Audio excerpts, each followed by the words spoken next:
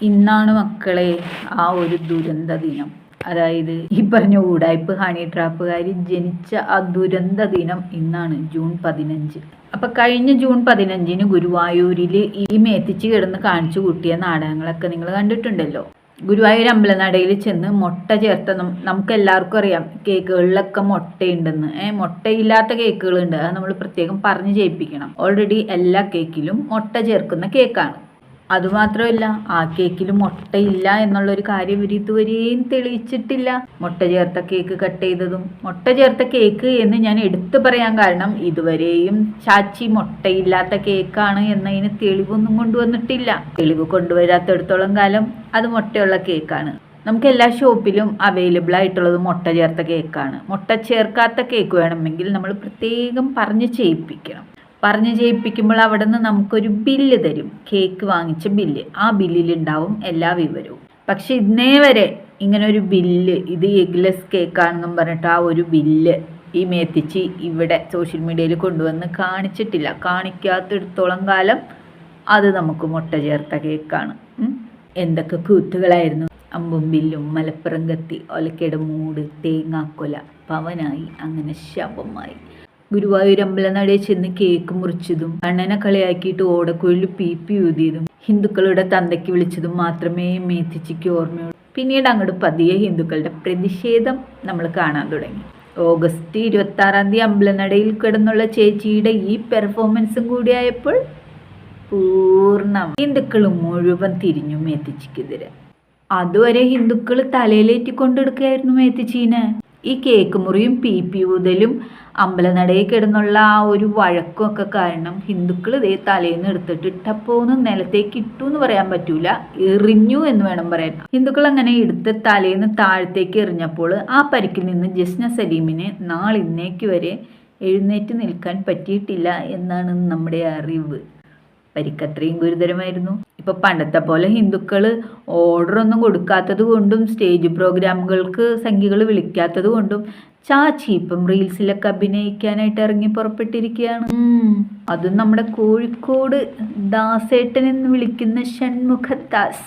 ഒരേ പൂരം. ഞങ്ങൾ ഷൺമുഖദാസിനെ കുറിച്ച് അന്വേഷിച്ചു. കേട്ടെടുത്തോളം അത്ര നല്ല അഭിപ്രായമല്ല കിട്ടിയത്. സംതിങ് റോങ് എന്ന് തന്നെ പറയേണ്ടിയിരിക്കുന്നു. എന്തായാലും ആശാനിപ്പോൾ ചെയ്തുകൊണ്ട് നിൽക്കുന്നത് സോഷ്യൽ മീഡിയയിൽ കത്തി നിൽക്കുന്ന നെഗറ്റീവ് ഇമേജുള്ള സ്ത്രീകളെ തിരഞ്ഞു പിടിച്ചുകൊണ്ട് ആ സ്ത്രീകളുമായിട്ട് ഇഴകിച്ചേർന്ന് അഭിനയിച്ചുകൊണ്ട് വൈറലുകൾ സൃഷ്ടിക്കുക വഴി പേരും പ്രശസ്തിയും എടുക്കുക എന്നൊരു വളഞ്ഞ വഴിയാണ് നമ്മുടെ ഈ കോഴിക്കോടൻ ഹൽവ എന്ന് പറഞ്ഞ പോലെ ഈ കോഴിക്കോടൻ ദാസേട്ടൻ കണ്ടുപിടിച്ചിരിക്കുന്ന വഴി. പുള്ളിക്കാരന് അത്യാവശ്യം പ്രായവും കാര്യങ്ങളൊക്കെ ഉണ്ട്, ഭാര്യയുണ്ട്, മക്കളൊക്കെ ഉണ്ട് കേട്ടോ. എന്ത് തന്നെയായാലും കോഴിക്കോടൻ ഹൽവ പോലെ തന്നെ ഫേമസ് ആണ് കോഴിക്കോടൻ ദാസേട്ടനും. പ്രത്യേകിച്ചും നെഗറ്റീവ് ഇമേജിൽ വിവാദങ്ങൾ ഉണ്ടാക്കിക്കൊണ്ടിരിക്കുന്ന സ്ത്രീകളെ തിരഞ്ഞു പിടിച്ച് ആശാൻ അവർക്കിടെ കൂടി അങ്ങോട്ട് ഇഴുകി ചേർന്ന് അങ്ങോട്ട് അഭിനയിക്കും. ഒരേ പൂരം. അതിനനുസരിച്ചിട്ടുള്ള ഒരു പാട്ടും അങ്ങോട്ട് ഇട്ട് കൊടുക്കും. പിന്നെ പറയണോ മക്കളെ, വൈറലാണ് വൈറൽ. എന്തുതന്നെയായാലും രേണുസുതിക്കൊപ്പം ആദ്യത്തെ റീൽ വന്നപ്പോൾ മില്യൺ കണക്കിന് ആളുകളാണ് അത് ഒരു ദിവസം കൊണ്ട് കണ്ടത്. പക്ഷെ അത്രയും പോരാ നമ്മുടെ ഹണി ട്രാപ്പുകാരി. പിന്നെ ആളിത്തിരി തടിച്ച് എന്താ പറയുക, ഈ ലഡു പോലെയായി. ഈ തടിച്ച ലഡുവിനെയും വെച്ചിട്ടാണല്ലോ ഇയാൾ റീൽസ് ചെയ്യാൻ പോയതെന്ന് ആലോചിക്കുമ്പോൾ.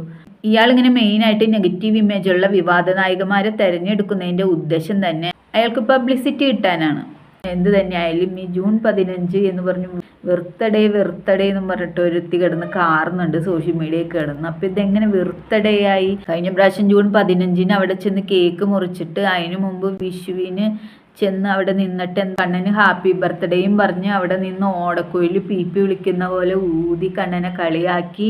ജൂൺ 15 പോയിട്ട് ഇവള് മുട്ട ചേർത്ത കേക്ക് മുറിക്കുന്നു. ഓഗസ്റ്റ് 26 ഗുരുവായൂർ അമ്പലനടയിൽ കിടന്നിട്ട് ഞാനുമായിട്ട് കുറച്ച് തരികിട പ്രശ്നങ്ങൾ ഉണ്ടാക്കുന്നു. ഇങ്ങനെയൊക്കെ ആയിക്കഴിഞ്ഞപ്പോൾ ഗുരുവായൂരുകാർ ഒരു തീരുമാനം എടുത്തു, ഇനി നമുക്ക് ഈ മേത്തിച്ചീനം വേണ്ട എന്ന് പറഞ്ഞിട്ട് അവർ അവിടെ നിന്ന് ഓടിക്കാനുള്ള വഴികളാണ് പിന്നെ നോക്കിയത്. അത്ര നാളും എല്ലാവരും തലയിൽ കയറ്റി വെച്ച് കൊണ്ട് നടന്നതാണ്. എന്തെങ്കിലും ആയിക്കോട്ടെ എന്ന് കരുതി ഹിന്ദുക്കൾ കണ്ണടച്ച് ഹിന്ദുക്കൾ മൗനാനുവാദം കൊടുത്തപ്പം അത് മാക്സിമം ഈ മേത്തിച്ചി മുതലെടുത്തു. അമ്പലനടയിൽ കിടന്നിട്ട് പിന്നെ അഴിഞ്ഞാട്ടം കൂത്താട്ടമായി മാറിയപ്പോൾ ഹിന്ദുക്കൾ തന്നെ അവിടെ നിന്ന് ഓടിച്ചു. അതിനു മുമ്പേ കണ്ണം പ്ലാൻ ചെയ്തു ഇത്തരത്തിലൊക്കെ സംഭവിക്കണം. ഇവളിനി എൻ്റെ നടയിൽ വരാൻ പാടില്ല. അങ്ങനെ ചിലരെ മുൻകൈയടിപ്പിച്ചുകൊണ്ട് അവിടെ കൊണ്ടുവന്ന് കണ്ണൻ തന്നെ ഈ സാധനത്തിനെ ഗുരുവായൂരമ്പലം നടയിൽ നിന്ന് ഓടിച്ചു. ഇപ്പം പുള്ളിക്കാരി ആകെ കഷ്ടപ്പാടിലാണ് മക്കളെ. ദാസേട്ടൻ കോഴിക്കോടിൻ്റെ കൂടെ റീൽസൊക്കെ അഭിനയിച്ച് അതിൽ നിന്ന് കിട്ടുന്ന കാശും വരുമാനം കൊണ്ടാണ് ഇപ്പം ജീവിക്കുന്നത്. ഇപ്പം പണ്ടത്തെ പോലെ ഹിന്ദുക്കൾ പൈസ കൊടുക്കുന്നില്ല, അതുമാത്രമല്ല ഫോട്ടോക്ക് ഓർഡറും കൊടുക്കുന്നില്ല. ഓർഡർ കിട്ടാനായിട്ട് പഠിച്ച പണി 18 പുള്ളിക്കാർ നോക്കുന്നുണ്ട്. പക്ഷെ ഇനി അങ്ങോട്ട് ഏൽക്കില്ല. കാരണം ഹിന്ദുക്കളുടെ ആണ് തന്തയ്ക്കും തള്ളയ്ക്കും വിളിച്ചത്. ഗുരുവായൂരമ്പലം ഹിന്ദുക്കളുടെ തന്തയുടെ വകയാണോ എന്ന് വരെ ചോദിച്ച ഒരു അപൂർവ ജന്മമാണ്. ഇപ്പം ചേച്ചി ജൂൺ 15 ഏതോ ഒരു ചേച്ചിയുടെ വീട്ടിൽ പോയി താമസിക്കുകയാണ്. ഒരു റിസോർട്ടിൽ പോയിട്ട് റൂം എടുത്ത് താമസിക്കണമെങ്കിൽ നല്ല എമൗണ്ട് ആവും. ഇതാവുമ്പം റൂം വാടക കൊടുക്കാതെ വയനാട്ടിൽ താമസിക്കുകയും ചെയ്യാം, അത്യാവശ്യം റീലും ചെയ്യാം, വീഡിയോയും ചെയ്യാം, കറങ്ങാം, പൈസ ചെലവ് കുറവ്. പണ്ടത്തെ പോലെ ഹിന്ദുക്കൾ ഇപ്പം കൊണ്ടുവന്നിട്ട് ഇതിങ്ങനെ കൊട്ടിയിട്ട് കൊടുക്കുന്നില്ല. അങ്ങനെ ഇവൾക്ക് ഇപ്പം കുമിഞ്ഞു കൂടുന്നില്ല. അതുകൊണ്ടാണ് ഇത്തരത്തിലുള്ള തരികിട പരിപാടിയായിട്ട് ഇറങ്ങിയിരിക്കുന്നത്.